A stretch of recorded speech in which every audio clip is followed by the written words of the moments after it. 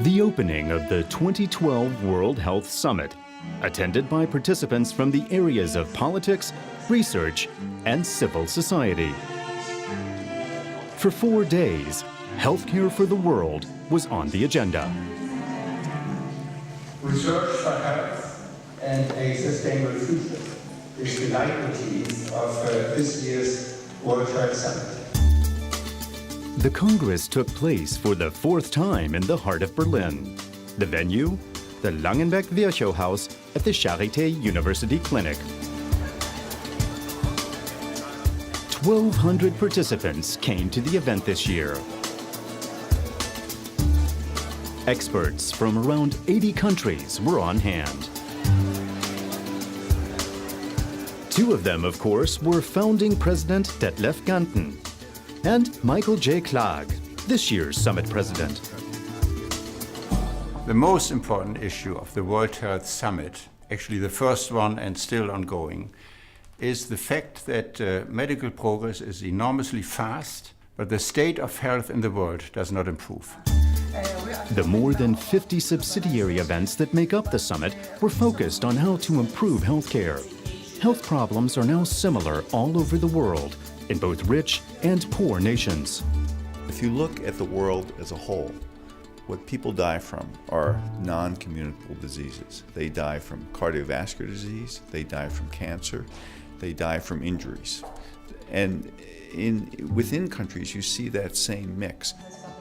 But despite similarities, there are medical issues that are also specific to certain countries or regions. For example, some suffer from a lack of qualified doctors or nurses. And Lesotho's Deputy Minister of Health talked about another problem, the brain drain from poor countries to wealthy ones. We started with unskilled laborers going to the huge economy of South Africa. Now it's the health workers who are moving. And this is very, very dramatic on the healthcare services. The 2012 World Health Summit, a packed program with plenty of highlights. Social events offered other opportunities for exchange in issues like improving communication between lab and market, for example. What's the best way to speed up the translation of scientific results into therapies? Or looking at how the financial crisis is affecting healthcare in a less formal atmosphere, face to face. Yet another key topic was the role information technology plays in medicine.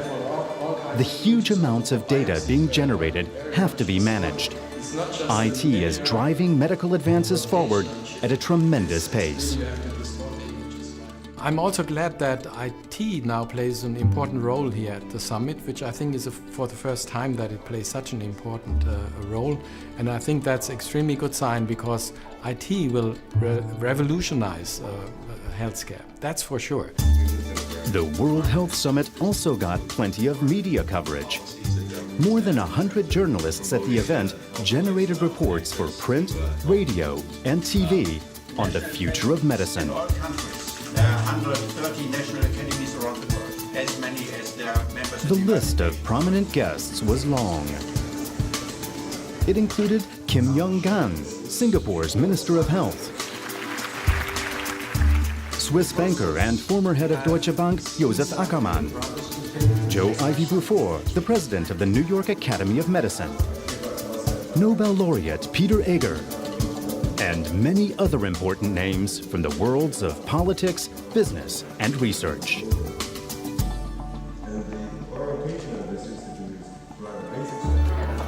The people responsible for making the world's healthcare systems work.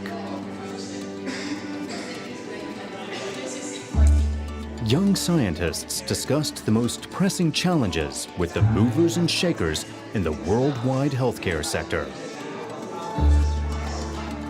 And the passion of the younger participants impressed the older hands. The next generation of healthcare experts certainly left their mark on the summit. I really like the Congress because it brings together a lot of actors from the global health field, and so a very nice intersection of academia and private sector, and NGOs that actually talk on the topics. And being able to discuss global health in a city like Berlin, I think adds some gravity to the event. The highlights, everything has been mind-blowing. The 2012 World Health Summit has been wrapped up. In 2013, John Wong from Singapore will preside over the event. It's already in the planning stage.